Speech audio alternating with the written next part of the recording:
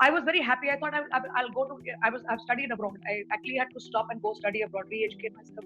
I came back to India, hung ho about my knowledge and thinking, oh my God, I'm going to make such a huge difference. I was kicked out. Totally not accepted, not received. And what is this? What are you even talking about? And here you see, 7 years from them, 5 years, and everybody's. People finally get to a point where they understand that building people is an important part of the thing. We have the pleasure of welcoming Abha Banerjee today to our interview series. I'm Aishwarya Jain from the People Hum team. Before we begin, just a quick introduction of People Hum. People Hum is an end-to-end, one-view integrated human capital management automation platform, the winner of the 2019 Global Cody Award for HCM, that is specifically built for crafted employee experiences and the future of work. We run the People Hum blog and video channel, which receives upwards of 200,000 visitors a year and publish around 2 interviews with well-known names globally every month. And now for our guest, Abha Banerjee is the founder and chief mentor at Success India, the people building company. She is a business lawyer turned people building expert. Abha is India's first internationally acclaimed woman motivator and best-selling author on thought leadership.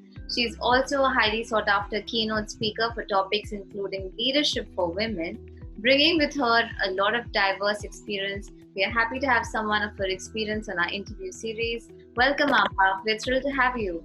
Thank you, Aishwarya. So nice to be here. My pleasure. It's really our pleasure. Thank you so much. So, Abha, tell us a little bit about your journey that brought you to Success India.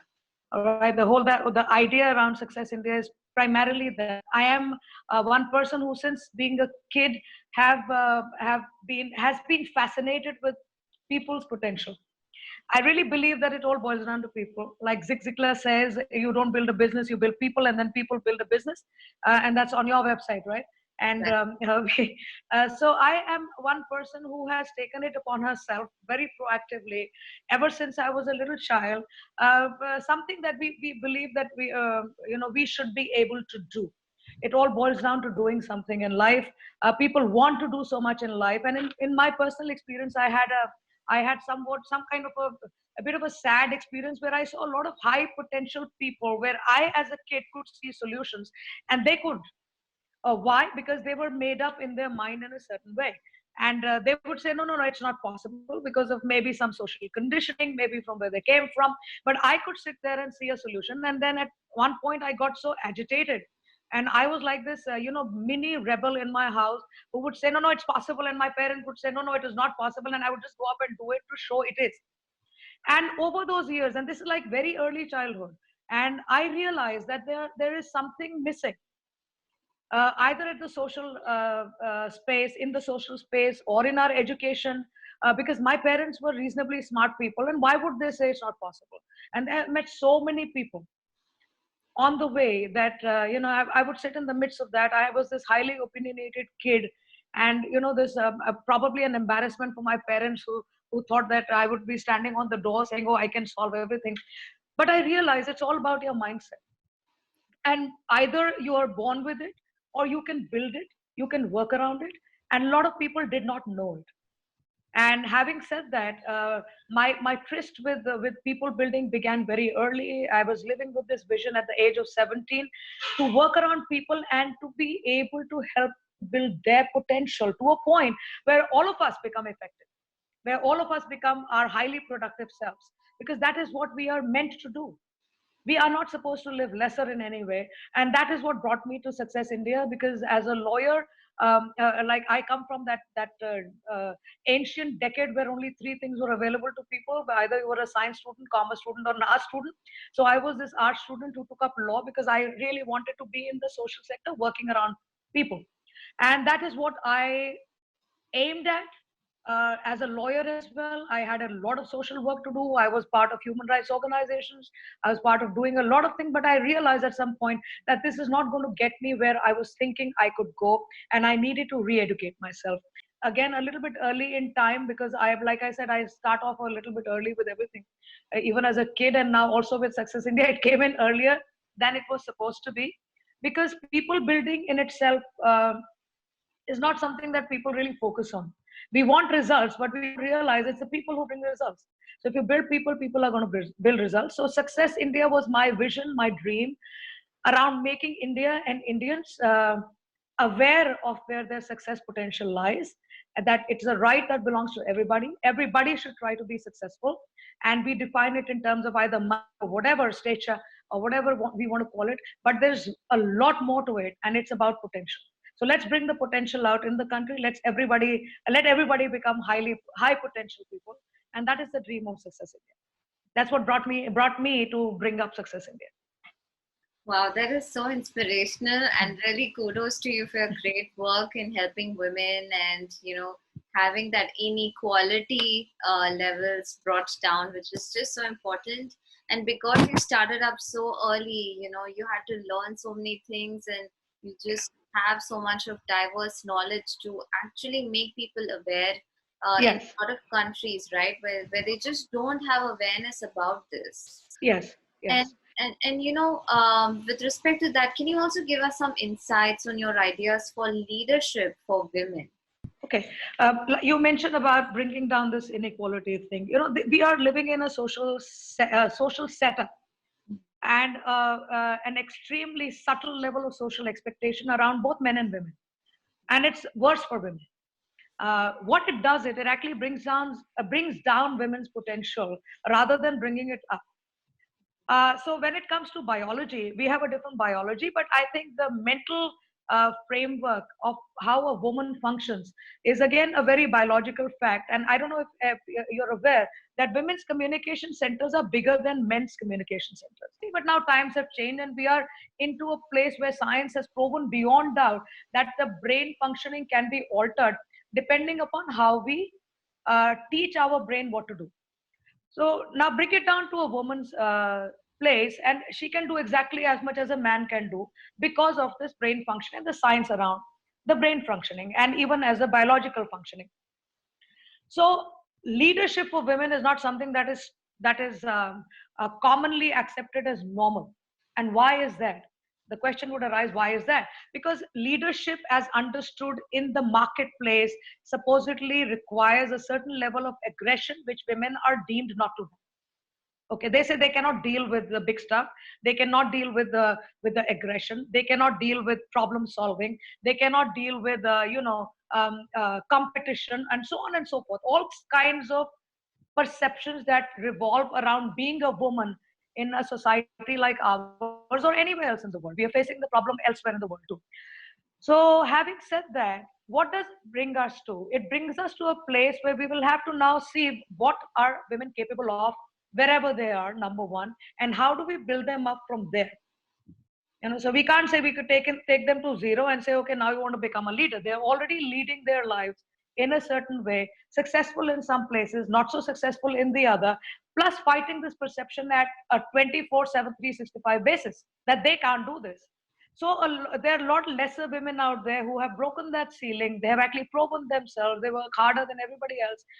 But it boils down to women embracing it in themselves, that I am capable of doing this.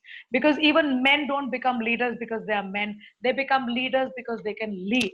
So now we have to teach women that and make them accept this, that if you are in a position to lead, I mean, even wherever you are, you're still a leader, but they don't consider themselves a leader. They need to be pushed to tell you, can you not? And the confusion is in their minds. Men of course think we can't, but then the women also think they can't. So we are continuously fighting over that, and there's this fight for equality. There's fight for getting ahead. We can't compete with men as men. We have to compete for an environment from a place of leading and from a place of value, which is what is valued in every place.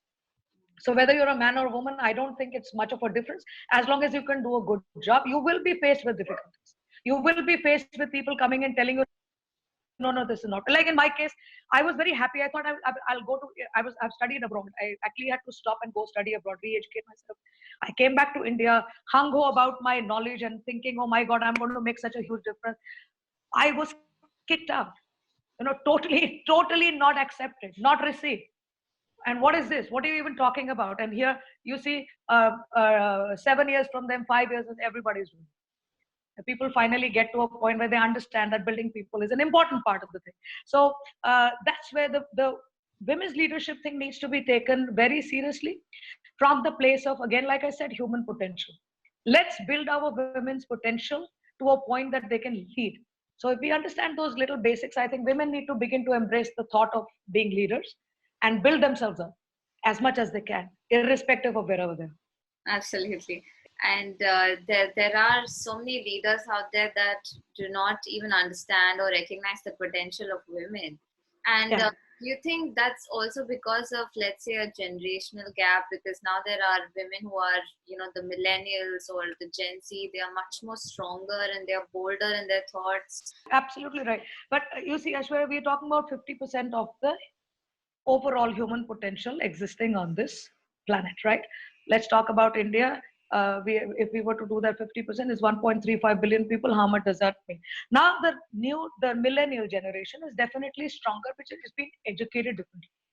The generation before that, which is like uh, maybe my and my mom's generation. I mean, those extremely strong women who have run households, who've run, the whole back end of their husbands' lives or children's lives, raising kids. That itself a leadership job, right? And they have all the skills. Even they had the skills, but they had no space to use those skills. The moment they came out into the open, they were not able to function because the requirement of that out in the open is very different. Now the millennials, that the women now, they are at least comfortable. They don't feel out of place when they're out there, which is one very good thing. Which is like the last 20 years we've seen, 30 years, we've seen an extremely positive scenario where women are way more educated, way more expressive, way more open, and willing to talk. Still not all leaders capable of becoming leaders, because if you have the communication skills, if you have the skill to go and handle issues, so you are already part leader. But then we need to hook ourselves to something which benefits more than us. That's when you will be in a position to lead. So I'm very hopeful now with this generation, the kind of kids we are meeting, the kind of younger women we are meeting, very strong, very powerful, very wanting to go and do something. Now this generation and the millennials are really out there to beat the life out of what's going on. They want to be part of what's going on. They want to be in the midst of it, and that's a very positive sign. So I'm sure a lot of them will, just come up because of their own potential, because of their own hard work. You're like, we when we were kids, I mean, I look at it and say, I must have been terribly dumb. I didn't know these things. So we laugh at each other, and but it's going to be fun from here, because this generation and the one before this are very strong women, and I'm sure lots and lots of things are going to change if we have more women in the mainstream. They are not in the mainstream. They want to be in the mainstream, and that desire itself is sufficient for them to bring the change that they're looking for. Absolutely. I think there is a drive and a passion in women now. Absolutely. And they really, harness this in the right way, then there's no stopping them. Oh, of course, of course. And you also talk about, organizations being emotionally fit. Yeah. Give us a few tips to understand, how do you understand if an organization is emotionally fit? Okay. Emotions are, again, I'll take you a little bit into the background of why we are talking about emotions. Emotions are our guidance mechanism. So if emotional intelligence merges itself with normal human intelligence, our own awareness of ourselves becomes much higher as compared to if we are not aware of our own emotions. What does it mean? That what makes me feel good, what makes me feel bad, what makes me angry. You need to deal with those things in ourselves. Now, emotional intelligence is about self-awareness and self-functioning, social awareness and social functioning. And if we were to merge this together, we are looking at a very optimized version of functionality, where you can handle people. It's people handling people, people doing their things, and then people handling people. This is all that happens in the entire world. Put any framework around it, and it's people with people. Now, if people are not emotionally intelligent, the chances of their functioning at their optimum levels are lower as compared to people who are emotionally intelligent, because they can handle their angers, their bad moods, their own mentalities. Because they become learners of their own emotions, and they keep growing on that. Now bring it to an organizational circumstance where one of our workshops is called Emotional Fitness for Corporates. We believe, and this has been one of our most successful work so far, that an organization is a sum total of the emotions of all the people working in that organization, plus all the people affected by that organization. Put the two of them together, you're talking about the results of that organization, including the bottom line. So today I can get very angry and stop talking to somebody. I've not solved a problem. Okay. I don't like what somebody else is saying, so I leave the issue and I walk away. I'm not solving the problem. So unless and until we keep moving, and a momentum needs to be maintained, and for which emotional fitness, individual as well as collective, is very important.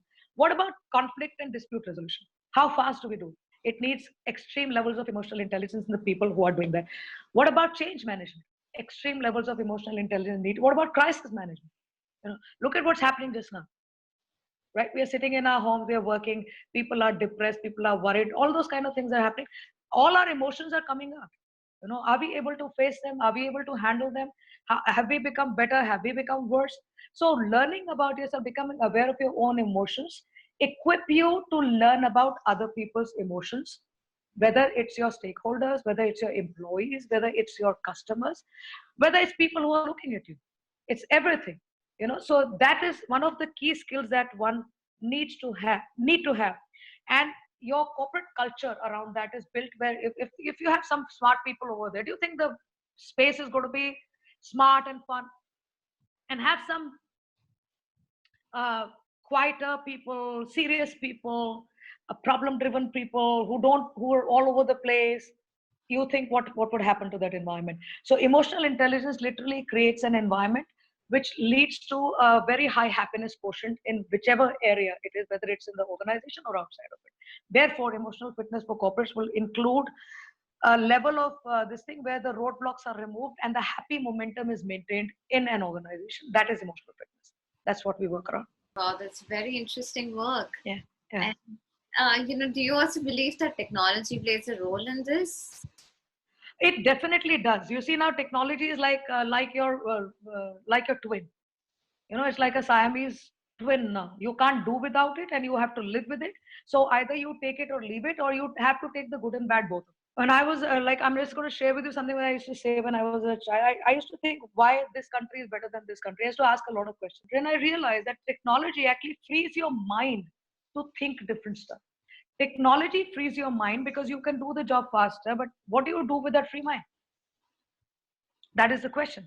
So technology is going to make a huge difference. It already has made a huge difference. One downside of it is that our free minds are not being utilized for something which is productive. We are utilizing a free mind to create more, sometimes more destructive things, because we have the mind, we have the time, we have the faculty. But if we do not apply that free mind into something productive, we are going to be wasting that faculty. Which is where I think that is the downside that I see. But otherwise, I think technology sort of just speeds up everything, makes us see things in a different perspective. It has created such massive possibilities for people. And if people apply that technology to put their potential and possibilities together, you can imagine what it means. Use technology for good reasons. And that's what I believe even in the organization is going to be a huge, what we are doing it now. You see, everything is locked down. We are all still working. And suddenly within 10 days, we were all back on our feet. And how this whole online place and this whole whatever we're doing just now has changed the way people are ever going to work. So I think I was thinking artificial intelligence will do it 3 years from now, 4 years from now. COVID has done it. So we are again ahead of time, right? Thanks to COVID. Yeah, absolutely. It is, I let's just see how this works out. Yeah. And, do you also have some kinds of tips to keep in mind right now? How should people cope with the situation? There are, of course, a lot of women struggling as well. Yeah. Trying to remote work. Do you have any tips for them? Yeah, see here, I think all of us are facing that situation, and men, women together. What has actually what's become what could and what has become a problem is the loss of work and consistency in people's lives, which is going to be an issue for a lot of people. It could be quite bad if it extends longer than. I hope it doesn't. I mean, I don't even want to say the number, but I've been reading since the last 2 days that it could extend to a longer period, which is going to be a crazy situation where people might have to take up things that they have never done. So a lot of distress may happen, and in that circumstance, I think we all say let's keep our hands folded in prayer that this ends fast and we can get back to normal lives, and the things start flowing all over again. But through that period, do some things like keep your health in check, both physical health and mental health and emotional health. People for the first time, maybe their families for the first time they're together in years together. They don't know what to do with each other. They're talking on the phone here and there. They're looking at each other's face. They don't know what to do with each other. And they were fine going in the morning and meeting each other in the evening for that 30 minutes or an hour. Now they're sitting on each other's heads for 24/7, and they don't know what to do. So we can add a little bit of lightness to the situation by turning this whole thing into something that we can get to know each other in families, spend some family time together, get to know each other. And we just talked about emotional intelligence. That's a very powerful way to deal with your emotions at this point of time, is in through crisis and through change, and help each other do that. Become better friends with each other, support each other, get to know each other better, and keep each other's health and mental health in check. And yeah, just keep up with the whole thing. I mean, we have to go through this. Either we do it nicely or we don't do it nicely. So Yeah. however you can do it nicely, please do that. I mean, do whatever you can, but keep up the spirit. Absolutely. I think there are, so many things that in your busy life you say, oh, I don't have the time to do this. Yeah, And now yeah, you have the time to do this. So you better, yeah, there's no excuse now. yeah. Agree. I mean, in fact, when this happened, the first thing, my in my family, first thing, oh, I haven't slept in a long time, and people went off to sleep. And after 2 days, they got up. How much can I sleep? And then they say, okay, let's sit down and talk to each other. So we talked. 3 days we talked, and how much can we talk? So then we had to come up with new things to do to keep ourselves not just busy, but keep ourselves productively busy, and not feel go down in our spirit just because we are not used to this kind of thing. I mean, I never stay indoors, but I'm built in such a way that I can manage and all kinds of change, but not for the other people in the family. So one day, we get very happy, and then we say, okay, let's cook and new things. So one day we cook for 3 meals, new things. Next day, what do you do now? What new stuff can you bring up? So we've now settled in and settled down. People have picked up their things to do, what they thought they could do best, and whatever best we can make of this time. We have a lot of time at hand now. So keep peace, sleep, and rest, and get ready for what's coming after this. We have to be now. We have to become very aggressive. As soon as this opens up, we should be at our 100% levels, right? Absolutely. Yeah. Abha, it was lovely talking to you. Like, this was such a learning experience for me. And I really, really appreciate your time and your views. So thank you so much for Thank you. participating in this. Thank you, Aishwarya. Thank you. Lovely being there. Thank you so much. Let's keep in touch and have a healthy time ahead of you. Same. Stay safe. Stay safe. Stay healthy. All right. Take care, Abha. Bye bye. Take care. Bye.